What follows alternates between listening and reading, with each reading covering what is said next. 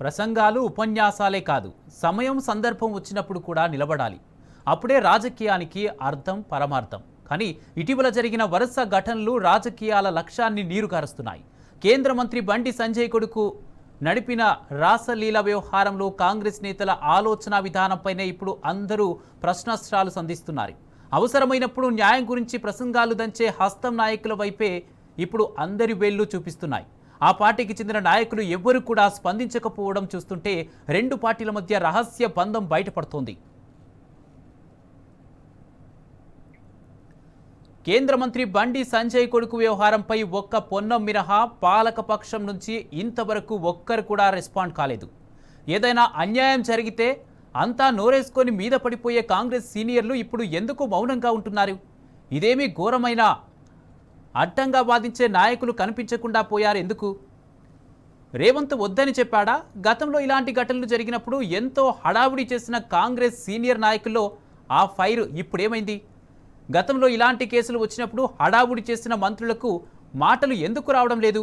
BJP friendship ప్యాకేజీలో భాగంగానే silent అయ్యారా? న్యాయం కోసం పోరాడతామన్న నాయకులు ఎవరి ఆదేశాలతో మౌనం వహిస్తున్నారు?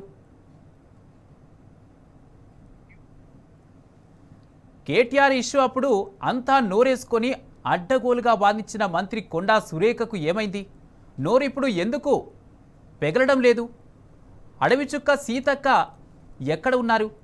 17 ఏళ్ల మైనర్ బాలికపై అత్యంత పాశవికంగా అత్యాచారం జరిపిన బండి భగీరథ్పై నమోదైన కేసు విషయంలో స్పందించే అవసరం లేదా? మంత్రులుగా కనీస బాధ్యత లేదా? తీర్మానం చేసి కేంద్రానికి పంపించాల్సిన బాధ్యతను ఎందుకు విస్మరించారు? దోస్తు పార్టీ అని మినిస్టర్లు లైట్ తీసుకుంటున్నారా? బీఆర్ఎస్ పార్టీ నేతలపై అడ్డగోలు ఆరోపణలతో రెచ్చిపోయిన కాంగ్రెస్ నేతలంతా ఇప్పుడు పత్తాలేరు ఎందుకు? ఇదే అంశానికి సంబంధించి పూర్తి అప్డేట్స్ మా ప్రతినిధి ప్రదీప్ అందజేస్తారు. ప్రదీప్,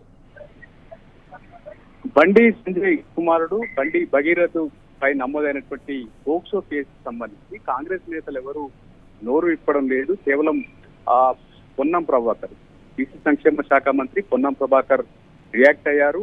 ఆయన రియాక్ట్ అయితే ఆయన విషయంలో పొన్నం ప్రభాకర్ మాట్లాడింది ఆయన వ్యక్తిగత కామెంట్స్, పార్టీకి ఏం సంబంధం లేదని పిసిసి అధ్యక్షుడు మహేష్ కుమార్ గౌడ్ ఏదైతే కౌంటర్ ఇచ్చినటువంటి పరిస్థితి. కాంగ్రెస్ లో ఎవరు మాట్లాడలేదు. అదే బీఆర్ఎస్ సంబంధించినటువంటి అంశానికి సంబంధించి ఏదున్నా వరుసగా ప్రెస్ మీట్లు పెట్టేటువంటి మంత్రులు, ఇతర ప్రభుత్వ విపులు, కాంగ్రెస్ నేతలు ఎవరు ఇప్పుడు మౌనంగా దాల్స్తున్నారు.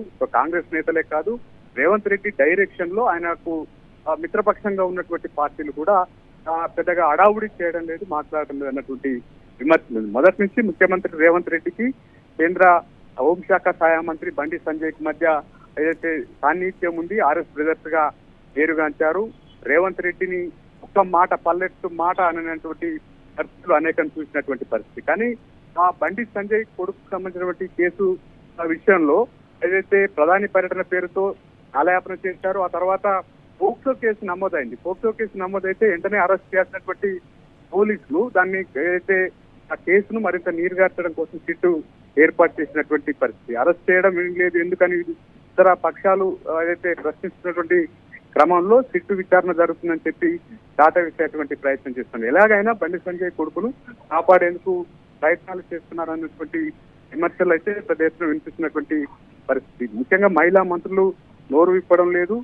కనీసం ఒక మహిళకు జరిగినటువంటి అన్యాయానికి సంబంధించి వారు మాట్లాడటం లేదన్నటువంటి విమర్శలు ఉన్నాయి. ముఖ్యంగా సీతక్క ఆ శాఖ మంత్రిగా ఉన్నారు. గతంలో బీఆర్ఎస్ టైంలో జరిగినటువంటి ఎపిసోడ్ లో ఆమె రోడ్డెక్కి ఆందోళన చేసినటువంటి పరిస్థితి. కానీ ఇప్పుడు ప్రభుత్వంలో ఉండి ఏదైతే వారి పట్ల స్పందించకపోవడం, తగిన యాక్షన్ తీసుకోవాలని డిమాండ్ చేయకపోవడం, ఇవన్నీ పెద్ద చర్చనీయాంశం అవుతున్నటువంటి పరిస్థితి మనం చూస్తా ఉన్నాం.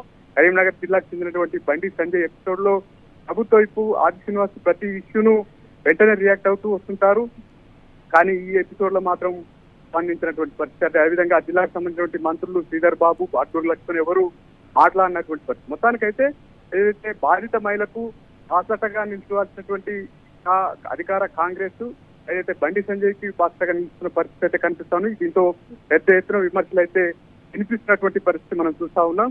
కేవలం ఒక మంత్రి పొన్నం ప్రభాకర్ మినహా ఎవరు మాట్లాడినటువంటి పరిస్థితి. దానికి సంబంధించి ఎవరైతే బండి భగీరథను అరెస్ట్ చేయాలని బీఆర్ఎస్ శ్రేణులు ఆందోళన చేస్తున్నటువంటి క్రమంలో వారిపైన విమర్శలు చేస్తున్నారు కానీ బండి సంజయ్ కుమారుడి పైన అరెస్ట్ చేయాలని ఆ చేసినటువంటి ఘటనకు సంబంధించినటువంటి ఖండించినటువంటి దాఖలాలే. మొత్తానికైతే కాంగ్రెస్ ముఖ్యంగా రేవంత్ రెడ్డి డైరెక్షన్ లో ఇదంతా జరుగుతుంది. బండి సంజయ్ కొడుకును కాపాడేందుకు రేవంత్ రెడ్డి ప్రయత్నాలు చేస్తున్నారన్నటువంటి విమర్శలు అయితే పెద్ద ఎత్తున వినిపిస్తున్నటువంటి పరిస్థితి మనం చూస్తా ఉన్నాం. Right, thank you Pradeep.